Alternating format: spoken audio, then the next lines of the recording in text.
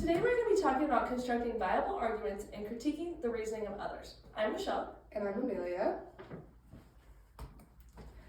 So for the math example at the elementary level, the goal of the question is to give elementary students an understanding of building arguments and either refuting or accepting the claim that is provided through working through the evidence.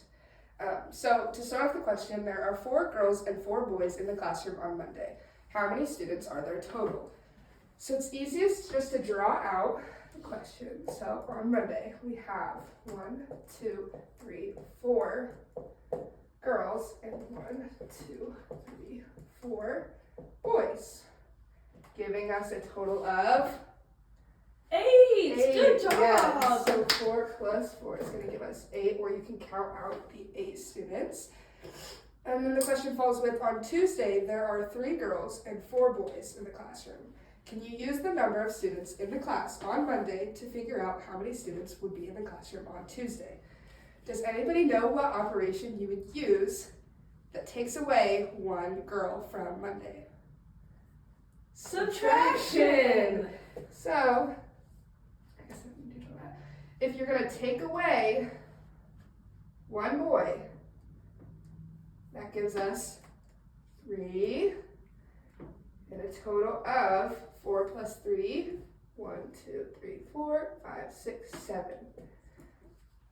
So the claim that would follow would be that you can use the number of students in class on Monday to figure out how many students are in the classroom on Tuesday using subtraction. The reasoning is that students can use addition to find the total students of Monday, and because they know that 3 is less than 4, they can use subtraction to prove that there's 1 less student in class on Tuesday. The critique could be, while the claim is true, it could be argued that using the number of students from Monday isn't necessary to find the solution. Simple addition could be used. So for our next problem, it is our upper level problem. So the claim is that 3,287,953 minus 489,234 equals 2,799,719. So we're going to see if we can critique that, prove it right, prove it wrong, see if the claim is correct.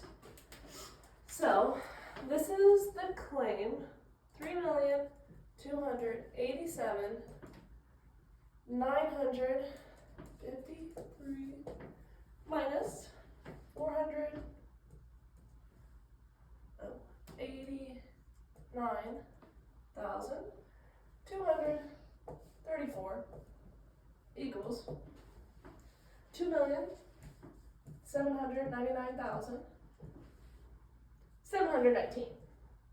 Okay, so we're going to use our subtracting and regrouping, which is what we used in our CP1 with our MP1.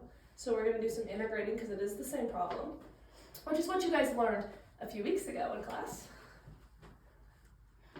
3, 1. So we're going to write it with the place values aligning.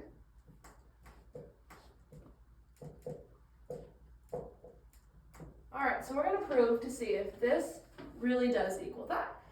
So we can't do 3 minus 4, so we have to carry over and regroup. Does anyone know what 13 minus 4 is? 9. 9. Oh, someone said 9. Good job. What is 4 minus 3? 1. 1. Good job. 9 minus 2. I heard 7. 7. Does anyone know what 7 minus 9 is? That cannot work. So we need to regroup and borrow over. So 17 minus 9. Did I hear someone say 8?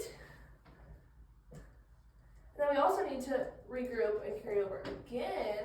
17 minus 8. 9. Then we need to regroup one more time. 11 minus 4. Anybody know? 7. Good job. And then we just bring down the 2. And can't forget the commas and the place value. So the claim was that 3,287,953 minus 489,234 equals 2,799,719. So does this equal that? No, the difference is this place value right here in the thousands place. This is an 8 and that's a 9. So the claim is incorrect. So the reasoning for that is subtraction regrouping work that we showed on the whiteboard disproves the claim. And it is flawed because when we use the regrouping, you can see that the answer is 2,798,719.